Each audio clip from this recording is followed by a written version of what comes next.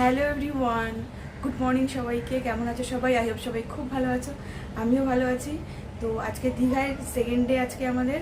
তো আজকে ভোরবেলা উঠে সানরাইজ দেখতে যাওয়ার কথা ছিল, কিন্তু উঠতে অনেকটাই লেট হয়ে গেছে। 5টার সময় সানরাইজ হওয়ার কথা ছিল, এখন 5:30 বেজে গেছে, তাই আর দেখা হলো না।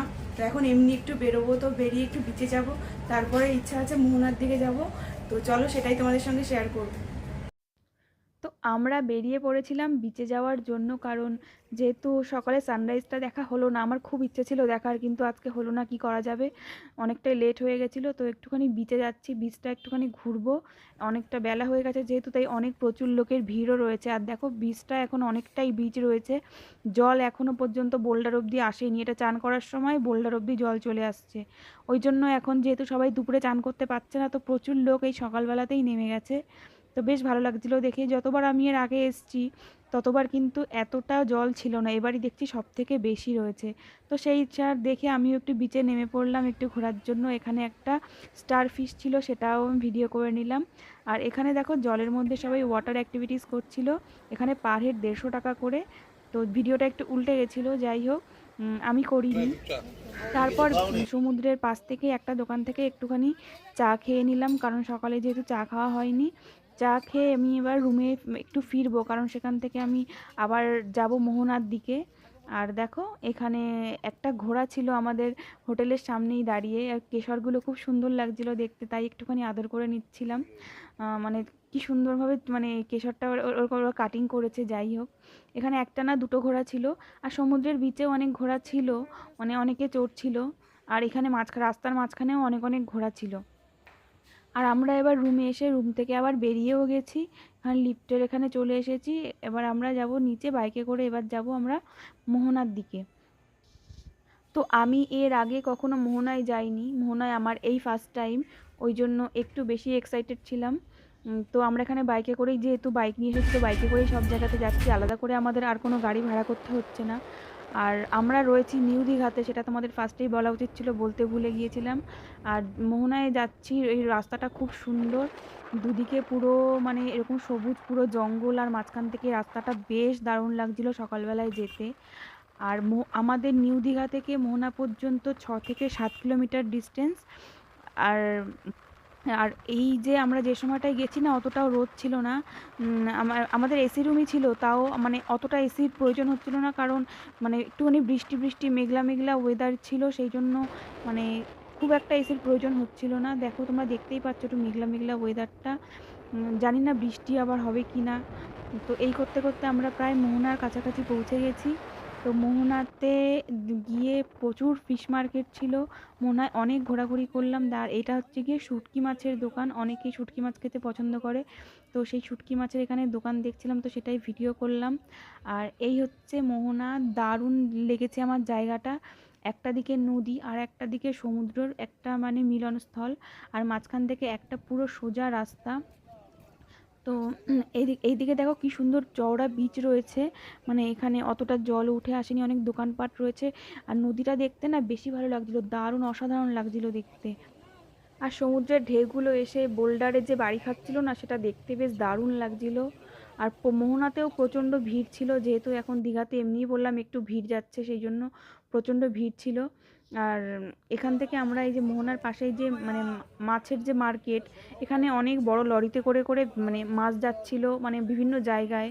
তো সেগুলো দেখছিলাম, আর এখানে এগুলো মাছ বিক্রি হচ্ছে, এগুলো এখানকার মানে যারা ট্যুরিস্ট এসছে তারাও এগুলো কিনে হয়তো প্যাকিং করে বাড়িতে নিয়ে যাচ্ছে, বাড়িতে নিয়ে যাওয়ার ব্যবস্থাও রয়েছে। আর অনেকে এখানে রান্না করারও ব্যবস্থা রয়েছে, তো রান্না করেও খাচ্ছে। এই যে পমফ্রেট মাছটা দেখছো, এটার ওজন নাকি প্রায় 1 কিলোর কাছাকাছি, ছবিতে অতটা বোঝা যাচ্ছে না, কিন্তু এটা ওখানে ওরা দেখিয়েছিল প্রায় 1 কিলোর কাছাকাছি ওজন। এখানে চিংড়ি, লবস্টার, কাঁকড়া আর পমফ্রেট মাছ প্রচুর রয়েছে, বা ইলিশ মাছও প্রচুর রয়েছে, অনেক বড় বড় মানে অনেক মানে ওয়েটের ইলিশ মাছ, এখানে 2,000 টাকা প্রায় কিলো বলছিল বড় বড় ইলিশ মাছগুলো। আর পুরো মোহনাটায় না একটা পচা মাছেরও গন্ধ বেরোচ্ছিল, যেটা আমার একদমই ভালো লাগছিল না। তো সেখান থেকে আমরা ফিরছিলাম হোটেলে, ফেরার সময় দেখো এখানে পুরীর যে জগন্নাথ দেবের মন্দির আছে সেই রকমই একটা মন্দির দীঘাতে তৈরি হচ্ছে। তো সেটার এখনও কাজ চলছে, এখনও কবে কমপ্লিট হবে তো সেটা সঠিক মানে কেউই মানে জানায়নি। আর এই মন্দিরটা আমার তো দেখে মনে হচ্ছিল পুরীর থেকেও হয়তো অনেকটা জায়গা জুড়ে অনেকটা বড়। তো এই মন্দিরটাই, সেটা তোমাদেরকে ভিডিও করে দেখালাম। আর তারপরে আমরা ফিরে একটু ব্রেকফাস্ট করেছিলাম।